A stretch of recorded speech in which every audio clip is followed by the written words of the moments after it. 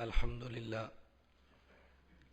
للہ وحدہ لا شریک لہ والصلاة والسلام علی من لا نبی بعد اما بعد فاعوذ باللہ من الشیطان الرجیم بسم اللہ الرحمن الرحیم الا بذکر اللہ تطمئن القلوب اللہم صلی علی محمد وعلی آل محمد كما صليت على إبراهيم وعلى آل إبراهيم إنك حميد مجيد اللهم بارك على محمد وعلى آل محمد كما باركت على إبراهيم وعلى آل إبراهيم إنك حميد مجيد۔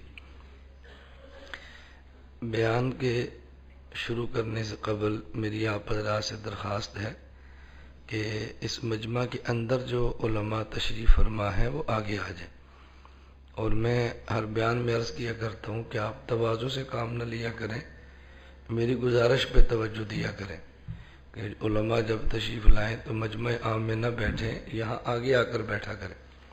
تو جو مجمع میں علماء بیٹھیں وہ آگے تشریف لیں، جتنے حضرات علماء، باقی جو علماء نہیں ہیں وہ جگہ خالی کر دو، یہ جگہ بالکل یہاں خالی کیا کرو۔ جو حضرات علماء نہیں ہیں یا جو سٹیج ہے اس کے قریب وہ نہ بیٹھا کریں، اور علماء کو ان کی جگہ دیا کریں۔ علماء کا جو مقام اللہ نے دیا ہے، نبی کریم صلی اللہ علیہ وسلم کی زبان مبارک سے ہمیں علماء کا مقام ان کو دینا چاہیے۔ حضور اکرم صلی اللہ علیہ وسلم کا ارشاد ہے ان العلماء ورثۃ الانبیاء، کہ علماء انبیاء کے وارث ہیں۔ تو بڑے آدمی کا وارث وہ چھوٹا ہو تب بھی بڑا ہوتا ہے۔ میرے لفظوں پہ بہت آپ توجہ فرمایا کریں، بڑی شخصیت کا وارث چھوٹا ہو وہ تب بھی بڑا ہوتا ہے، اور وارث ہوتا ہے وہ جیسا بھی ہو۔ اگر باپ پہلوان ہو اور بیٹا اس کا پاؤں سے معذور ہو تو یہ کہہ کر بیٹے کو رد نہیں کرتے کہ باپ پہلوان تھا اور بیٹا لنگڑا ہے، لہذا اس بیٹے کی بجائے پہلوان بیٹے کو پہلوان کا وارث بناؤ۔ ایسا نہیں ہو سکتا۔ وہ بے شک لنگڑا ہے لیکن اپنے باپ کی جائیداد کا وارث وہی ہوگا۔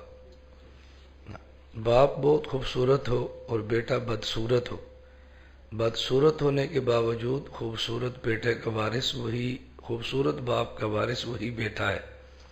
یہ کہہ کر اس باپ کو الگ نہیں کیا جا سکتا کہ یہ چونکہ باپ خوبصورت ہے تو اس کے وارث کے لیے خوبصورت بیٹا تلاش کرو، بدصورت اس کا وارث نہیں بن سکتا۔ ایسی بات ہرگز نہیں ہے۔ یہ بات میں اس لیے عرض کرتا ہوں، علماء جیسے بھی ہوں علماء ہیں اور نبی کریم صلی اللہ علیہ وسلم کے وارث ہیں، اس لیے وارث کا احترام کریں گے، خود رسول اللہ صلی اللہ علیہ وسلم خوش ہوں گے کہ انہوں نے حیا میری نسبت کا کیا ہے، اس کی عملی کمزوری کی وجہ سے میری نسبت کو مسترد نہیں کیا۔ آپ بتاؤ، آپ کا بیٹا ہو اور نالائق ہو اور کوئی بندہ پھر بھی اس کا احترام کرے، فلاں باپ کا بیٹا ہے، تو باپ کو خوشی ہوتی ہے کہ میرا بیٹا اگرچہ نالائق تھا لیکن اس نے میری نسبت کا حیا کیا ہے۔ تو آپ اگر بے عمل عالم کا بھی احترام کرو گے کہ اللہ کے نبی کا وارث ہے تو رسول اللہ صلی اللہ علیہ وسلم کتنے خوش ہوں گے کہ میرے امتی نے میری نسبت کا حیا کیا۔ عالم کا احترام ہر حال میں کرنا ضروری ہے، اس کا بہت زیادہ آپ لوگ خیال فرمایا کریں۔ نبی معصوم ہوتا ہے اور نبی کا وارث عالم غیر معصوم ہوتا ہے۔ غیر معصوم کا معنی کہ اس سے گناہ بھی ہوں گے، اس لیے عالم کا گناہ دیکھ کر عالم سے دور نہیں ہونا، اس کے گناہ پہ پردہ ڈال کے عالم کے مزید قریب ہونا ہے۔ عالم جیسا بھی ہو معصوم تو نہیں ہے، غلطیاں تو ہوں گی۔ حضرت مولانا محمد یوسف بنوری رحمۃ اللہ علیہ، علامہ انور شاہ کشمیری رحمۃ اللہ علیہ کے شاگرد، جامعۃ العلوم الاسلامیہ علامہ بنوری ٹاؤن کے محتمم اور شیخ الحدیث، حضرت فرمایا کرتے تھے کہ جس بکری کا دودھ آپ نے پینا ہے اس بکری کی مینگنیاں بھی آپ نے اٹھانی ہے، جس بھینس کا دودھ آپ نے پینا ہے اس بھینس کا گوبر بھی آپ نے اٹھانا ہے، جس عالم کی خوبیوں سے فائدہ آپ نے اٹھانا ہے اس عالم کی کمزوریاں بھی برداشت آپ نے کرنی ہیں۔ ہم عالم کی خوبیوں سے بہت فائدہ اٹھاتے ہیں اور اس بیچارے کی چھوٹی سی کمزوری آ جائے تو اس کو طوفان مچا دیتے ہیں۔ رسول اکرم صلی اللہ علیہ وسلم کی ساری دعائیں ہی بڑی مقبول ہیں، ساری دعائیں بڑی جامع ہیں۔ ایک دعا نبی پاک صلی اللہ علیہ وسلم کی ذہن نشین فرمائے۔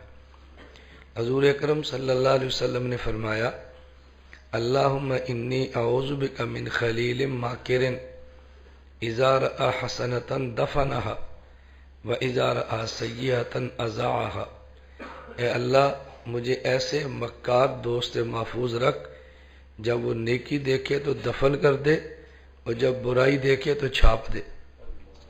ایسے دوستوں سے میری پناہ دے، میری پناہ اللہ بچا مجھے ایسے دوستوں سے۔ آج ایسے دوست بہت ہیں، نیکی دیکھیں تو دفن کر دیکھتے ہیں اور برائی دیکھیں تو پوری دنیا کو بتاتے ہیں۔ دوستی کا تقاضا یہ ہے کہ نیکی دیکھیں تو پھلا دیں اور برائی دیکھیں تو دفنا دیں۔ آپ ایسے دوست بنو، نیکیاں پھلاؤ اور برائیوں کو دفن کرو۔ تو علماء کا احترام بہت زیادہ کیا کریں۔ اس لیے میں گزارش کرتا ہوں کہ علماء تشریف لائیں تو وہ اپنی جگہ پر بیٹھیں، اپنے مقام پر بیٹھیں اور یہی رہا کریں۔ مجمع میں کوئی عالم ہو تو آپ خود اس کو آگے بھجوا دیا کرو، اس کا خیال رکھنا بہت ضروری ہے۔ ہمارا ہر ماہ کی جو پہلی جمعرات ماہانہ خانقاہ اجتماع ہوتا ہے، اس میں آمد کا مقصد معلومات نہیں، اس میں آنے کا مقصد معمولات ہے۔ خانقاہ اجتماع میں آنے کا مقصد معلومات نہیں، خانقاہ میں آنے کا مقصد معمولات ہے۔ آپ اس اجتماع میں اس لیے نہیں آتے کہ آپ کو بہت علم ملے، اس اجتماع میں اس لیے آتے ہیں کہ جو علم اللہ نے دیا اس پر عمل کرے۔ پھر آپ کے ذہن میں بات آئے گی کہ اگر علم پر عمل کرنا ہے تو اس کے لیے یہاں آنے کی ضرورت کیا ہے؟ کیا علم پر عمل ہم گھر بیٹھے نہیں کر سکتے؟ یہ بات توجہ سے آپ سمجھنا۔ اس کا جواب قرآن کریم کی آیت سے لیں اور اس کا جواب حدیث مبارک سے لیں۔ قرآن کریم میں ہے، اللہ رب العزت نے فرمایا، یا ایھا الذین آمنوا، اے لوگو جو ایمان لا چکے ہو، اتقوا اللہ، تقوی اختیار کرو۔ تقوی اختیار کرنے کا معنی علم پہ عمل کرو، گناہوں سے بچو اور نیک اعمال کرو۔ اللہ یہ گناہوں سے بچے اور نیک عمل کریں، یہ کیسے ہوگا؟ فرمایا کونوا مع الصادقین، اس کا طریقہ یہ ہے کہ نیک لوگوں کے ساتھ رہو، ان کی صحبت کی وجہ سے تم متقی بن جاؤ گے، ان کی صحبت کی وجہ سے علم پہ عمل کرو گے، ان کی مجلس کی برکت سے تمہارے اندر جذبہ پیدا ہوگا اور عمل کی اللہ تمہیں توفیق عطا فرما دے گا۔ حدیث پاک میں ہے، رسول اکرم صلی اللہ علیہ وسلم نے اللہ تعالیٰ سے دعا مانگی اور اپنی امت کو سکھائی ہے، اللہم انی اسألک حبک وحب من یحبک وحب عمل یقربنی الی حبک۔ عجیب دعا ہے۔ اے اللہ میں آپ سے آپ کی محبت مانگتا ہوں اور آپ سے ان کی محبت مانگتا ہوں جو آپ سے محبت کرتے ہیں، اور اے اللہ میں آپ سے یہ بڑے عجیب الفاظ ہیں، اے اللہ میں آپ سے آپ کی محبت مانگتا ہوں، ان کی محبت جو آپ سے محبت کرتے ہیں، اور اے اللہ وہ آپ سے عمل مانگتا ہوں جو آپ کی محبت کے قریب کر دے۔ اب اصل جو چیز مانگی ہے وہ کون سی ہے؟ اے اللہ میں آپ سے آپ کی محبت مانگتا ہوں۔ یہ آپ کی محبت کیسے ملے گی؟ ان عملوں سے جو آپ کی محبت کے قریب کرتے ہیں۔ تو مقصود اللہ کی محبت ہے، اور اللہ کی محبت کس سے ملتی ہے؟ نیک عمل سے ملتی ہے۔ تو یہ درمیان میں اللہ کے نبی نے یہ کیوں فرمایا کہ یا اللہ میں اولیاء کی محبت بھی مانگتا ہوں؟ ہمارے شیخ حضرت حکیم اختر صاحب رحمۃ اللہ علیہ فرمایا کرتے تھے، اصل چیز اللہ کی محبت ہے، وہ ملتی نیک اعمال سے ہے، اور درمیان میں اللہ کے مقربین، اللہ کے محبوبین، اللہ کے محبین اور اولیاء کی محبت کا سوال اس لیے کیا، یہ بات توجہ سے سمجھنا، اس لیے مقصود اللہ کی محبت ہے، وہ نیک عمل سے ملتی ہے، اور نیک عمل اولیاء کی صحبت سے ملتا ہے، نیک عمل اولیاء کی صحبت سے ملتا ہے۔ تو خانقاہ میں آنے کا مقصد معلومات نہیں، خانقاہ میں آنے کا مقصد معمولات ہے۔ ہمارے حضرت فرمایا کرتے تھے، میں کئی بار آپ کی خدمت میں عرض کرتا ہوں کہ بحمد اللہ تعالی ایک دنیا کا بہت بڑا حصہ ہے جو ہمیں سنتا ہے، اور میں ان سب سے کہتا ہوں کہ میں مسلک اہل سنت والجماعت کا محقق نہیں ہوں، مسلک اہل سنت والجماعت کا ناقل اور شارح ہوں۔ اپنی تحقیقات پیش نہیں کرتے، اکابر کی تحقیقات کو نقل کرتے ہیں۔ حضرت فرمایا کرتے تھے کہ جب کسی آدمی کو چاہیے کہ سردی میں مجھے گرمی محسوس ہو، جسم کو سردی لگ رہی ہے اور آپ چاہتے ہیں کہ سردی ختم ہو، جسم میں گرمی محسوس ہو، تو اس کا طریقہ یہ ہے کہ جو ہیٹر جل رہا ہے اپنے جسم کو ہیٹر کے قریب کر دو، آپ کے جسم کو گرمی محسوس ہونا شروع ہو جائے گی۔ اگر آپ چاہتے ہیں کہ آپ کے جسم کو گرمی میں ٹھنڈک چاہیے تو اپنے بدن کو اے سی کے قریب کر دو، تمہارے بدن کو ٹھنڈک ملنی شروع ہو جائے گی۔ اگر تم چاہتے ہو اپنے دل میں اللہ کی محبت تو اپنے دل کو کسی اہل دل کے دل سے قریب کر دو، اس کے دل کی محبت تمہارے دل میں منتقل ہوگی، اور جو اللہ کی محبت اس کے دل میں مچلتی ہے اس محبت سے تمہارا دل بھی مچلنا شروع کر دے گا۔ تو خانقاہ میں اس لیے آتے ہیں، اور یہ بات بندے کو تب سمجھ آتی ہے کہ جب آدمی کو اپنے شیخ سے عقیدت ہو۔ اگر اپنے شیخ سے عقیدت نہ ہو تو یہ بات سمجھ نہیں آتی۔ میں آپ کی خدمت میں عرض کرتا ہوں، اپنے شیخ کے پاس جاؤ اور خانقاہ میں جا کے گپے لگانا، لمبی لمبی ٹیلی فون پہ باتیں کرنا، لغویات میں وقت کو ضائع کرنا، یہ تو بڑی دور کی بات ہے۔ ہمارے حضرت حکیم صاحب رحمۃ اللہ علیہ فرمایا کرتے تھے کہ جب اپنے شیخ کی خانقاہ میں جاؤ تو شیخ کے پاس خانقاہ میں جا کے ذکر بھی کم کرو، شیخ کی صحبت میں رہنے کی کوشش کرو۔ تمہیں دور رہ کے ہر چیز مل جائے گی لیکن تمہیں شیخ کی صحبت نہیں ملے گی۔ آپ حضرات عمرے پر جاتے ہیں، جو گئے ہیں اللہ ان کا عمرہ قبول فرمائے، اور جو نہیں گئے اللہ ان کو اپنے کرم سے لے جائے۔ مدینہ منورہ اور مکہ مکرمہ، جو لوگ یہاں سے جاتے ہیں وہ وہاں جا کر بھی ایک چیز کو تلاش کرتے ہیں، فلاں بندہ عمرہ سے آیا ہے اس کو ملنے، فلاں حج پر آیا ہے اس کو ملے، فلاں بندے کی دعوت کریں، فلاں سے دعوت کھائیں۔ آپ کو اندازہ ہوگا جب آپ جائیں گے یہ تماشا کیسے ہوتا ہے۔ میں وہاں پہ جاتا ہوں تو مجھے بس اوقات ساتھی پاکستان کے کسی بزرگ یا عالم کا نام لے کر فرماتے ہیں، آپ کے علم میں ہے کہ فلاں بزرگ یہاں پہ تشریف لائے ہیں؟ میں نے کہا جی میرے علم میں، تو چلیں ان کو ملنے کے لیے؟ میں کہتا ہوں نہیں۔ مجھے کہتے ہیں کیوں؟ میں نے کہا بزرگ پاکستان سے آئے ہیں، پاکستان میں مل جائیں گے، مدینہ پاکستان میں نہیں ہے، روضہ پاکستان میں نہیں ہے، کعبہ پاکستان میں نہیں ہے۔ ہمیں یہاں آنے کے بعد جی بھر کر خانہ کعبہ دیکھنے دو اور جی بھر کے رسول اللہ صلی اللہ علیہ وسلم کا روضہ دیکھنے دو۔ میں نے اپنے موبائل پہ بھی، میں بہت پریشان تھا کہ بھئی اچھی سی کوئی تصویر ملے جو اس کو لگائے، ساتھی لگاتے دل مطمئن نہیں ہوتا تھا۔ ابھی ہمارے ایک ساتھی نے مجھ پر بہت احسان کیا تو انہوں نے دونوں میرے موبائلوں پہ روزے کی تصویریں لگا دی۔ اب مزہ آتا ہے، سچی بات ہے، میں دل کا مزہ آپ کو بتا نہیں سکتا۔ جو ہی فون کھولنے کے لیے موبائل دیکھتے ہیں تو سکرین پہ رسول اللہ صلی اللہ علیہ وسلم کا روزہ آ جاتا ہے، پہلے روزہ دیکھتے ہیں اس کے بعد کسی سے بات کرتے ہیں۔ اب یہ جب تک عقیدت نہ ہو بندے کو مزہ نہیں آتا۔ بس میں نے اس لیے گزارش کی اس کا اہتمام بہت زیادہ بندے کو کرنا چاہیے۔ جب تک خانقاہ کے ساتھ یہ تعلق نہ ہو تب تک آدمی کی زندگی بدلتی نہیں ہے، زندگی میں فرق نہیں پڑتا۔ حضرت مولانا احمد علی لاہوری رحمۃ اللہ علیہ کتنے بڑے آدمی تھے، آپ نے سنا ہوگا، رئیس المناظرین حجت اللہ فی الارض مولانا محمد امین اکاڑوی رحمۃ اللہ علیہ فرماتے ہم نے سنا کہ مولانا احمد علی لاہوری رحمۃ اللہ علیہ صاحب کشف ہے۔ صاحب کشف کا معنی یہ ہے کبھی کبھی اللہ درمیان کے پردے ہٹا دیتا اور وہ چیز دکھا دیتا جو عام آنکھ کو نظر نہیں آتی، یہ کشف کا معنی ہوتا ہے۔ ہم اکاڑا سے چلے اور لاہور حضرت کی مجلس میں آئے۔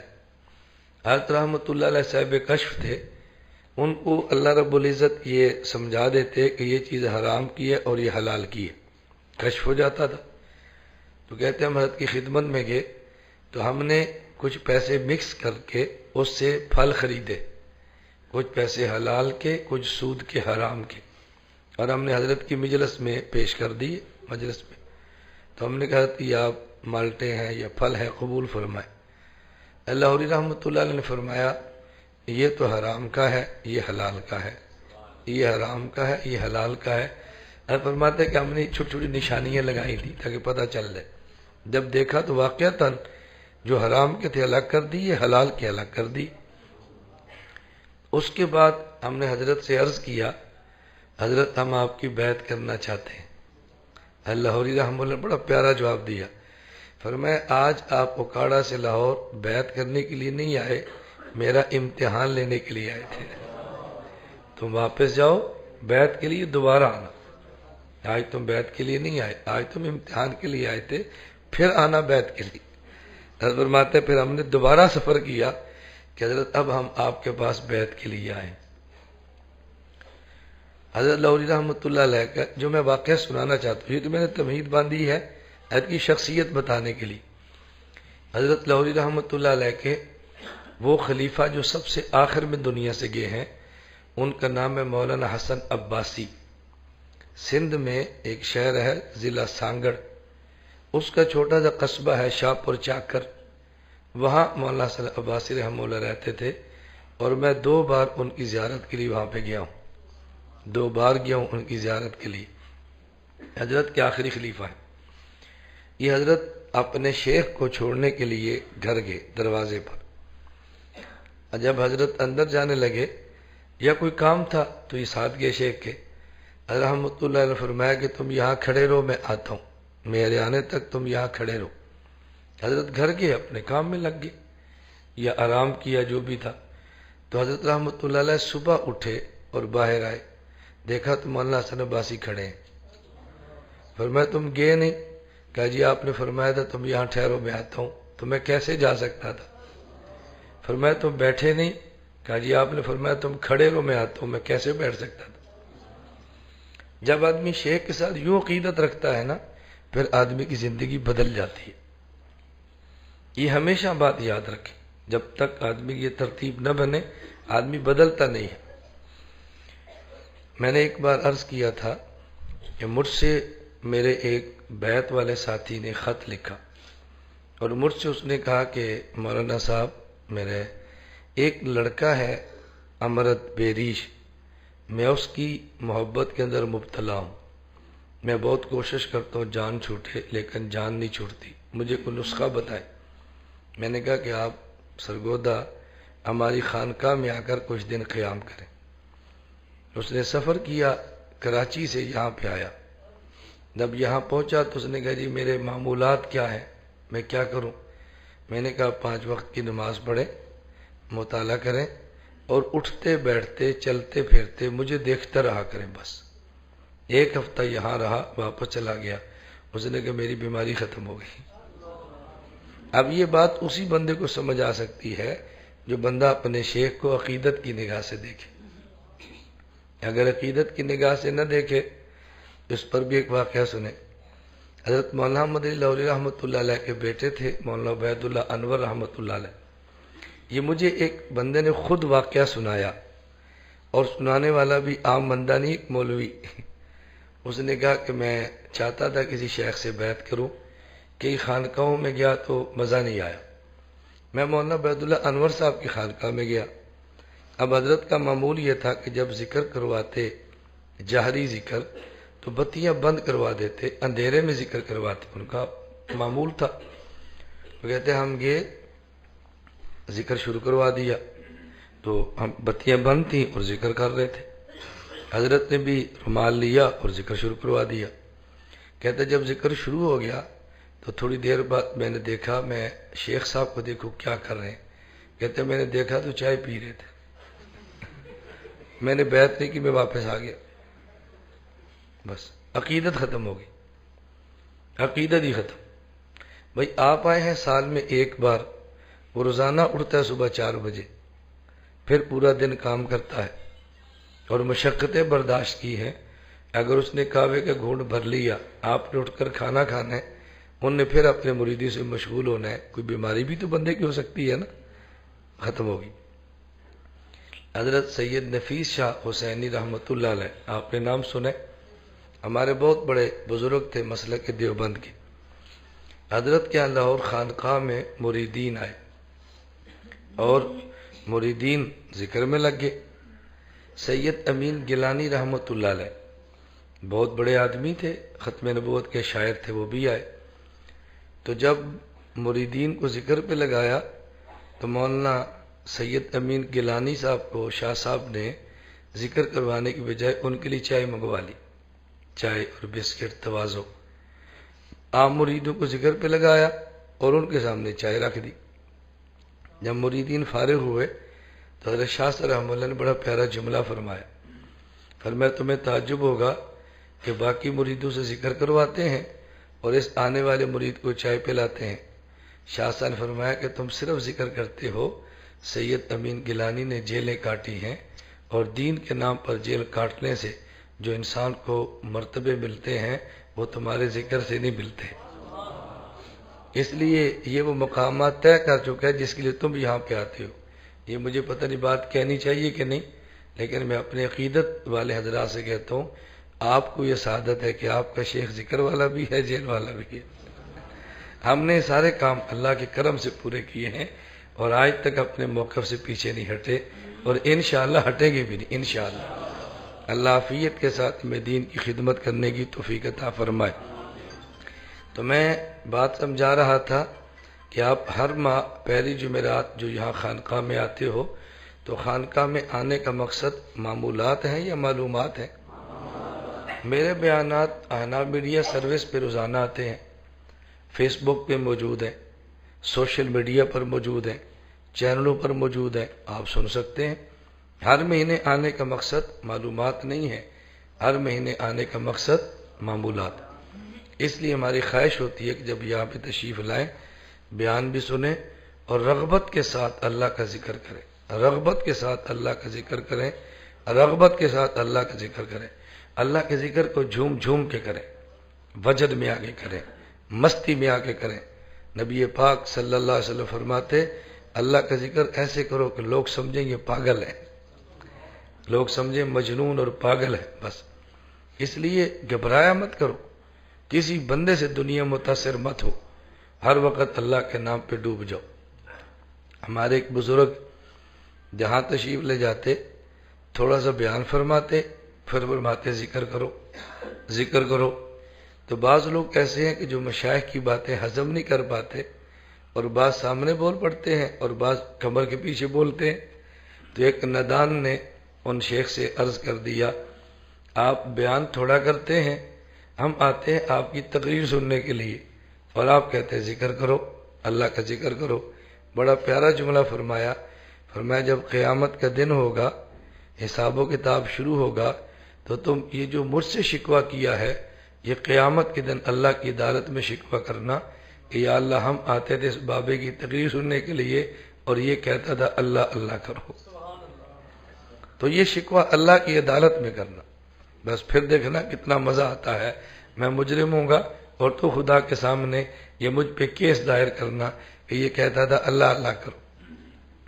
یہ اللہ اللہ کرنا کتنی بڑی نعمت ہے، اللہ کی قسم، اللہ کرے یہ چسکا آپ کو پڑ جائے۔ حضرت حاجی امداد اللہ مہاجر مکی رحمۃ اللہ علیہ سید و طائفہ ہمارے مسلک کے بہت بڑے بزرگ ہیں، ان سے بیعت ہونے کے لیے گئے نہیں، خود فرمایا۔ مولانا رشید احمد گنگوئی رحمۃ اللہ علیہ جنہیں کہتے ہیں ثانی امام اعظم ابو حنیفہ فقیہ النفس، کہا رشید احمد تم ہماری بیعت کر لو۔ حضرت نے عرض کیا کہ بیعت کے بعد آپ فرمائیں گے ذکر کرو. میں مدرس آدمی ہوں، کتابیں پڑھاتا ہوں، علمی مشغلہ، ذکر میرا مزاج نہیں ہے. تو حضرت نے فرمایا میں نے کب کہا ذکر کرو؟ میں نے کہا میری بیعت کر لو. میں نے ذکر کی بات نہیں کی، انہوں نے بیعت کر لی. حاجی صاحب رحمۃ اللہ علیہ تھانہ بھون میں رہتے تھے. اچھا، تھانہ بھون کا ایک نظام بڑا عجیب تھا. وہاں 3 بزرگ تھے، حاجی امداد اللہ مہاجر مکی رحمۃ اللہ علیہ، مولانا محمد تھانوی مفتی رحمۃ اللہ علیہ، حافظ ضامن شہید رحمۃ اللہ علیہ، جو شاملی کے میدان میں انگریز کے خلاف لڑتے ہوئے جام شہادت نوش فرمر گئے. لیکن حافظ ضامن صاحب کے مزاج میں لطف ظرافت تھی، مزاحیہ طبیعت کے تھے. بعض لوگ بہت بڑے ہوتے ہیں اور اپنی پوری للہیت کو اپنے مزاح میں چھپا لیتے ہیں. جب کوئی بندہ خانقاہ میں جاتا تو حافظ ضامن شہید رحمۃ اللہ علیہ پہلے بیٹھے ہوتے ملتے. تو کوئی بندہ جاتا السلام علیکم، فرماتے وعلیکم السلام، کیسے آئے ہو؟ اگر تو ذکر کرنا ہے حاجی امداد اللہ مہاجر مکی بیٹھے ہیں، مسئلہ پوچھنا ہے مفتی محمد تھانوی بیٹھنے ہیں، حقہ پینا ہے تو حافظ ضامن بیٹھے حقہ پینا ہے تو ہمارے پاس بیٹھو. یہ بہت بڑے آدمی تھے، بہت بڑے آدمی تھے.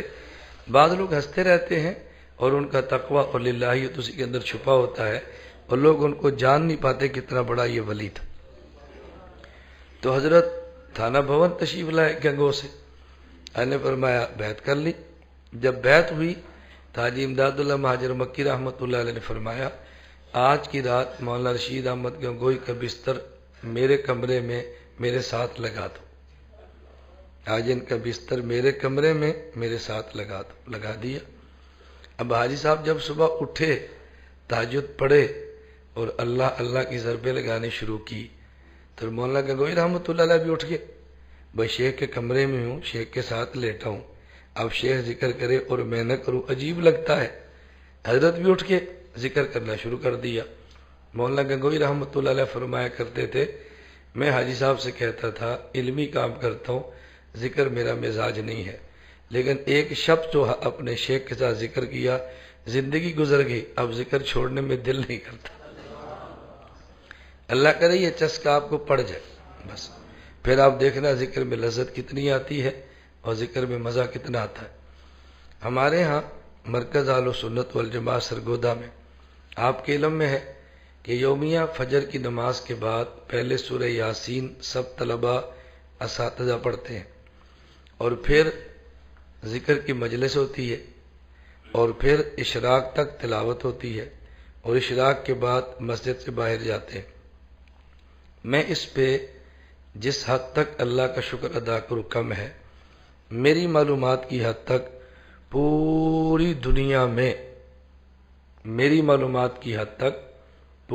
دنیا میں واحد مرکز اہل سنت والجماعت یہ ادارہ ہے جہاں فجر کے بعد سورہ یاسین، پھر مجلس ذکر اور اشراق تک تلاوت طلباء اور اساتذہ سارے اکٹھے بیٹھ کے مسجد میں کرتے ہوں. یہ واحد ادارہ ہے میرے علم میں، پوری دنیا میں اور کوئی ادارہ نہیں.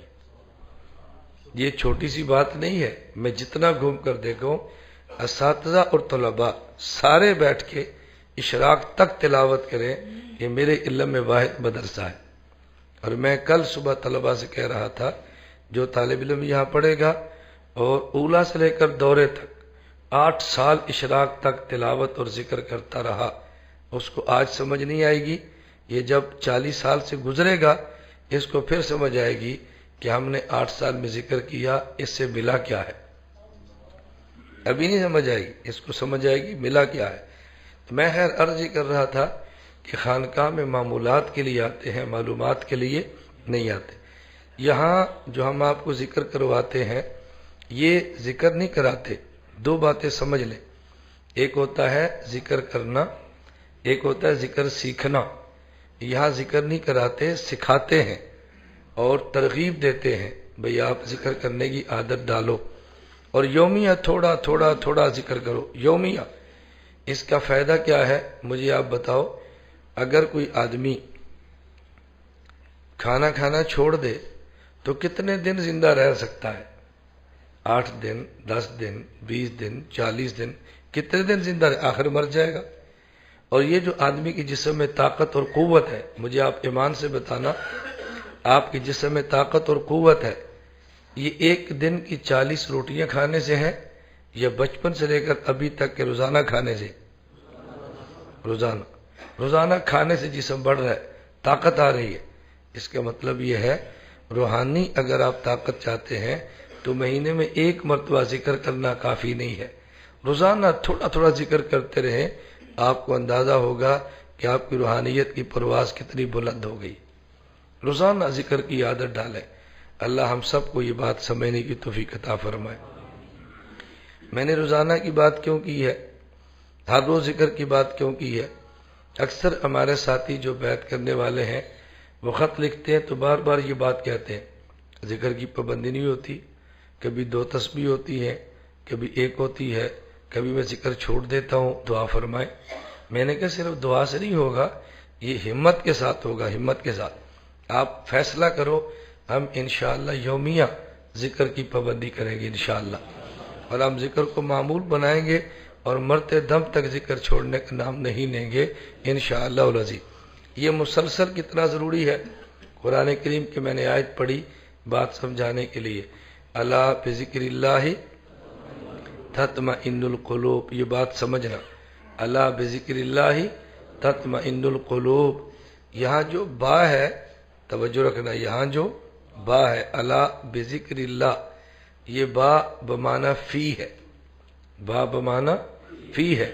علامہ علوسی فرماتے ہیں با بمعنی فی ہے، الا بذکر اللہ تطمئن القلوب، اس کا معنی ہے الا فی ذکر اللہ تطمئن القلوب کما ان السمکۃ تطمئن فی الماء لا بالماء۔ عجیب بات فرمائی، کما ان السمکۃ تطمئن فی الماء لا بالماء۔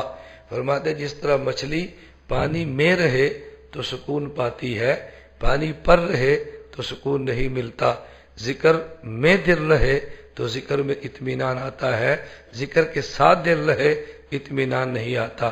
ساتھ کا معنی کبھی کر لیا، کبھی چھوڑ دیا، کبھی دل میں چین ملا، کبھی بے چینی ملی، اور مسلسل ذکر کریں گے تو ہمیشہ دل چین پائے گا انشاءاللہ، ہمیشہ دل کو چین ملے گا۔ تو دعا فرمائیں اللہ تعالی ہمارے قلوب کو اپنے ذکر مبارک کی لذت سے آشنا فرما دے، اللہ اپنے ذکر کی حلاوت عطا فرمائے، اللہ تعالی ذکر کی مٹھاس عطا فرمائے، اللہ مجھے بھی دے، اللہ آپ کو بھی دے، اللہ آپ کی برکت سے ہم سب کو عطا فرما دے۔ تو اب بھی اس کا اہتمام کریں۔ آپ کو پتہ ہے کہ ہماری عادت ہے اگر کوئی مہمان ہو یا کوئی باہر کے ساتھی بزرگ ہوں، ان کا بیان لمبا ہو، میں اپنا بیان مختصر کر لیتا ہوں تاکہ وقت کی پابندی کریں، بس یہ ہماری ترتیب ہے، وقت کی پوری پابندی کرتے ہیں۔ تو جس طرح عام دنوں میں ہمارا اجتماع ختم ہوتا ہے اسی ترتیب پر آج بھی ہوگا، اس لیے میں نے اپنا بیان کم کر لیا ہے۔ اللہ ہم سب کو بات سمجھنے کی توفیق عطا فرمائے۔ پہلے دروشی پڑھیں اور اس کے بعد پھر آپ ذکر فرمائیں۔ میں نے آپ کی خدمت میں عرض کیا ہے، پھر سمجھ لو کہ سلسلہ چشتیہ میں ہمارے ہاں 12 تسبیحات ہیں، ہمارے ہاں 12 تسبیحات ہیں، 2 تسبیح لا الہ الا اللہ، 4 تسبیح الا اللہ، اور 6 تسبیح اللہ۔ کتنی ہو گئی؟ 12۔ آپ کوشش کیا کریں یہ 12 تسبیحات پڑھا کریں، 2 لا الہ الا اللہ، 4 الا اللہ، اور 6 اللہ اللہ۔ جو یہ 12 نہیں پڑھ سکتے ہم انہیں یہ بات کہتے ہیں کہ آپ اس کا اہتمام کریں کہ روزانہ 1 تسبیح لا الہ الا اللہ کی، اور 1 تسبیح استغفر اللہ کی، اور 1 تسبیح درود پاک صلی اللہ علیہ وسلم کی۔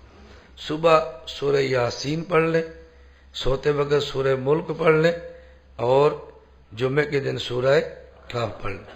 صبح سورہ یاسین پڑھیں گے، اس کی برکت سے دن کے کام آسان ہو جائیں گے۔ رات کو سورہ ملک پڑھیں گے، اس کی برکت سے قبر کے عذاب سے بچ جائیں گے۔ ہر جمعے کو سورہ کاف پڑھیں گے، اس کی برکت سے فطروں سے بچ جائیں گے۔ اور جمعے کے دن عصر کی نماز کے بعد 80 مرتبہ وصلی اللہم صلی علی محمد النبی الامی وعلی آلہ وسلم تسلیمہ پڑھیں گے، 80 سال کے گناہ معاف، 80 سال کی مزید نیکیاں مل جائیں گی، اللہ درجات بلند فرما دے گا۔ اللہ کریم ہے، اور کریم ہوتا ہے جو تھوڑے عمل پہ زیادہ اجر عطا فرمائے۔ اللہ ہم سب کو بات سمجھنے کی توفیق عطا فرمائے۔ درود پاک پڑھ لیں اور لا الہ الا اللہ کی تسبیح میں اس بات کا خیال رکھیں، جب لا الہ کہتے ہیں تو یہ تصور کریں اپنے دل سے اللہ کے غیر کو نکالتا ہوں، اور جب الا اللہ کہتے ہیں تو یہ تصور کریں کہ اپنے دل کے میں اللہ کی محبت کو لاتا ہوں۔ ہر 15 مرتبہ 20 مرتبہ کے بعد ایک بار پڑھ لیں محمد الرسول اللہ صلی اللہ تعالی علیہ وآلہ آلہ وصحابہ وبارک وسلم، اور پھر ایک تسبیح الا اللہ، ہلکی ضرب مارا کرے، ہلکی زیادہ نہیں، اور پھر ایک تسبیح اللہ، ایک مرتبہ جل جلالہ کہنا چاہیے۔ ہمارے حضرت بہت عجیب بات ارشاد فرماتے جب ایک مجلس میں نبی کریم صلی اللہ علیہ وسلم کا بار بار نام لیا جائے تو ایک بار صلی اللہ علیہ وسلم کہنا واجب ہے، اور جب اللہ کا ایک مجلس